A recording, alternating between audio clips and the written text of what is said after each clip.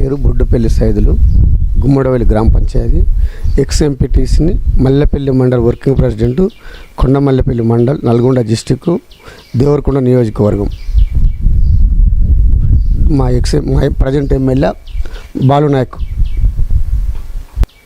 ప్రజలు 6 గ్యారెంటీల విషయంలో కాంగ్రెస్ ప్రభుత్వం మీద చిత్తశుద్ధుడు ప్రజలు ఉన్నారు. జనాలు ఇప్పుడు ప్రజలైతే కాంగ్రెస్ ప్రభుత్వం మీద మొగ్గు చూపుతున్నారు. ప్రజల్లో కొన్ని గ్యారెంటీలు మేము అమలు చేసినాం కాబట్టి ప్రజల్లో కూడా మంచి స్పందనే ఉంది. ప్రతిపక్ష నేతలు అనటం వల్ల పెద్ద పట్టించుకోవాల్సిన అవసరం లేదు. ఎందుకంటే మనకు తెలంగాణ రాష్ట్రం వచ్చినప్పటికీ ఇప్పటికీ ద్రవ్యోల్బణ మనకు ఏ విధంగా ఉందనేది జనాలకు అందరూ తెలుసు. ఆ రోజు వచ్చినప్పుడు నికర బడ్జెట్తో మన తెలంగాణ వచ్చింది. 7 లక్షల కోట్ల అప్పులలో ఉంది. ఇచ్చిన హామీలు తీరటం కొంచెం వెనుక ముందు టైం అవుద్ది, కానీ ఈయటం మాత్రం కంపల్సరీ ఇస్తుంది. కాంగ్రెస్ గవర్నమెంట్ రేవంత్ రెడ్డి గారి నాయకత్వం వల్ల కంపల్సరీ ఖచ్చితంగా చేసి తీస్తుంది. అందులో ఎటువంటి డౌట్ లేదు.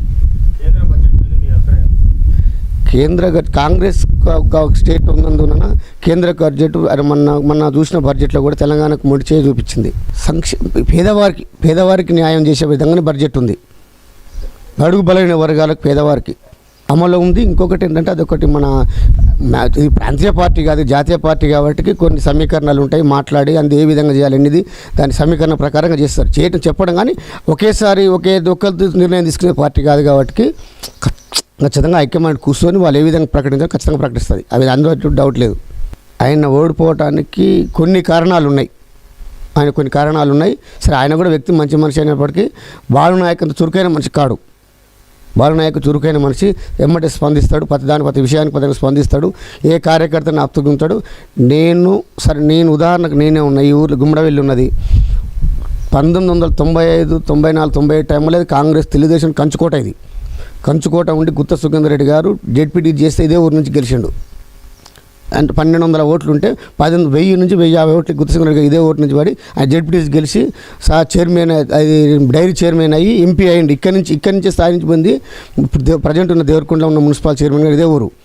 అట్లాంటి ఊర్లో నేను కాంగ్రెస్ పార్టీ ఒక 23 సంవత్సరాల కాంగ్రెస్ పార్టీలో కార్యకర్తగా వచ్చినప్పుడు ఆ రోజు ఇప్పుడు ప్రజెంట్ ఉన్న ఎమ్మెల్యే గారు కార్యకర్తగా పనిచేసిన రాఘేనా గారు కార్యకర్తగా పనిచేసిన వ్యక్తి ఎన్ని అవుట్ తోటలకు నన్ను ఎమ్మటేసుకొని నేనున్నా నీకెందుకని ప్రతి మనిషికి ప్రతి అవుట్ తెల్లవారు పొద్దుగులు ఏ టైంలో సరే, ఏ లొల్లైనా ఏ గొడవైనా ఏదైనా సరే ప్రతి దానికి స్పందించి కార్యకర్తలకు ఆదుకునే విధంగా అతను ఉన్నాడు కాబట్టి ఈ రోజు అంత పేరుంది.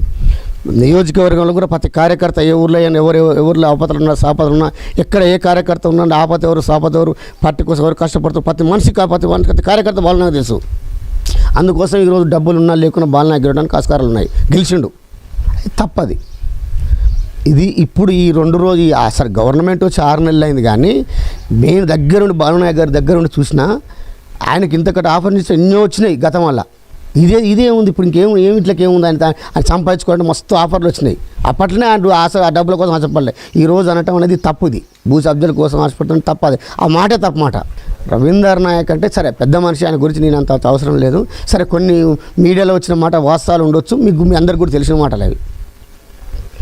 మా శక్తివంత కాంగ్రెస్ పార్టీకి అభివృద్ధి ముందు తీసుకుపోవడం కోసం 6 గ్యారెంటీలలో ప్రతిదీ ఏదైనా కాంగ్రెస్ గవర్నమెంట్లో అది 200 యూనిట్ల వరకు ఫ్రీ ఉన్నది. ప్రతి ఒక్కటి ప్రతి ఇంటికి తీసుకొచ్చి ఎవరైనా తీయకుండా కానీ ప్రతి బిల్లులు ఇస్తారు. రేషన్ కార్డు, ఆధార్ కార్డు తీసుకుపోయి ఎండి ఆఫీస్లో సబ్మిట్ చేసి ప్రతి బీదవానికి ఆ 200 యూనిట్లు ఫ్రీ అయ్యే విధంగా చూసినాం.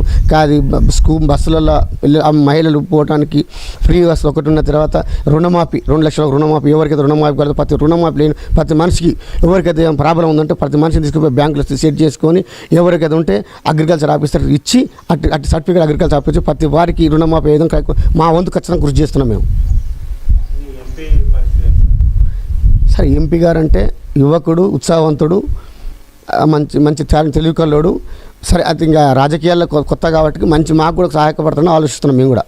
అన్నీ మనం అనుకోవడానికి సరే మన ఒపీనియన్లో రాజకీయాలు కాబట్టి అమ్మటే రాకపోవచ్చు, టైం పడుతుంది, నేర్చుకుంటాడు, అందులో ఇబ్బంది లేదు. ఆయన కూడా చిన్నప్పటి నుంచి నాకు తెలిసిన కాడికి ఆయన చిన్నప్పటి నుంచి నేను ఒక 20 ఏళ్ళ నుంచి చూసిన అతన్ని. ఎవరు మన రామూర్తి యాదవ్ ఎమ్మెల్యేకి పోటీ చేసి ఓడిపోయినప్పటి నుంచి ఆ తండ్రి రకంగా తిరుగుతున్నాడు. మేము కూడా చూసినాం. సరే, ఒకసారి దేవరకొండ ఒకసారి వచ్చిండు.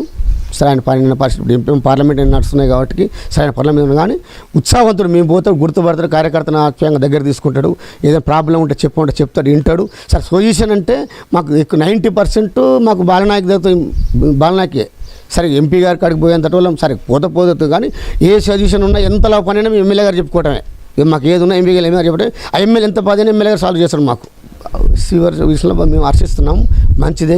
ఎస్సీలలో కూడా చాలా ఉపకులాలు చాలా ఉన్నాయి కాబట్టి సరే పెద్ద కులమైనటువంటి మాదిగలకు అన్యాయం జరుగుతుందనే విధంగా సరే మందకృష్ణ మాదిరి ఇన్నాళ్ళు కృషి చేసినందుకు ఎస్సీ వర్గీకరణ కోర్టు కూడా ఆమోదించినందుకు సరే అందులో కూడా కొంత వాళ్ళకి న్యాయం జరుగుతుందని అదే మా అభిప్రాయం. మా కాంగ్రెస్ పార్టీ నుంచి మేము కూడా మేము కోరుకుంటున్నాం. బాలనాయక్ ఎమ్మెల్యే గారి డిసిషన్ ఏ విధంగా తీసుకుంటే ఆ విధంగానే ఎమ్మెల్యేగా నేను సర్పంచ్ నేను చేయొచ్చు, అవకాశం వస్తే ఎంపీపై చేయొచ్చు, జెడ్పీటీసీలో ఏదైనా సరే నేను చేస్తాననేది ఆలోచన ఉన్నాయి. ఏదైనా చేయొచ్చు, ఏదైనా కావాలి. ఏదైనా బీసీ దాని జనరల్ రిజర్వేషన్ బట్టి ప్లస్ బాలనాయక్ గారు నన్ను ఏ విధంగా పార్టీకి వాడుకుంటే ఆ విధంగా ఉండడానికి రెడీగా ఉన్నా. మాకు మురికి కాలువల సమస్య కొంత ఉంది, వాటర్ సమస్య కొంచెం ఉంది. సరే ఇండ్ల సమస్య అయితే ఏంది, కొన్ని సమస్యలు ఉన్నమాట వాస్తవం ఊళ్ళో. ఎందుకంటే ఒక 15 నేను వార్డు నెంబర్ ఉన్నప్పుడే ఈ ఊర్లో 200 ఇండ్లు కట్టించిన 2016-17 టైంలో. ఆ తర్వాత ఈ ఊర్లో ఇండ్లు లేవు, చాలా మందికి పెళ్లిళ్ళు అయినా బీద వాళ్ళు ఉన్నారు. ఒక 5-6 ఎకరాలు 2-3 ఎకరాలు చలక ఉన్న వాళ్ళు ఈ ఇంట్లో 200-300 ఇండ్ల కుటుంబాలకు ఎక్కువ ఉంటాయి. ఈ ఊళ్ళో ధనికులు అంటే వాళ్ళు 10 ఎకరాలు దాటిన వాళ్ళు చేళ్ళ మీద ఒక 20-30 ఇండ్లు తప్ప ఎక్కువ లేవు. అన్ని బీద వాళ్ళు అందరూ పని చేసుకొని బతికే వాళ్ళే తప్ప ఆస్తులు ఉన్న వాళ్ళు తక్కువ. వాళ్ళు ప్రతి వారికి కాంగ్రెస్ గవర్నమెంట్ నుంచి స్కీములు ఏ స్కీమ్ వేస్తారు, రుణమాఫీ, ఏది కార్పొరేషన్ స్కీములు కావచ్చు, తర్వాత బతకడానికి ఏదో స్కీము ఇచ్చి ఖచ్చితంగా ప్రతి కుటుంబం ఆదుకోవడం కోసం ఖచ్చితంగా నా వంతు ట్రై చేస్తా. 15 వరకు అయిపోద్ది. రెండో విడత అయిపోయింది 1.5 లక్ష. ఖచ్చితంగా 15 వరకు 2 లక్షలు కంప్లీట్ అయిపోద్ది.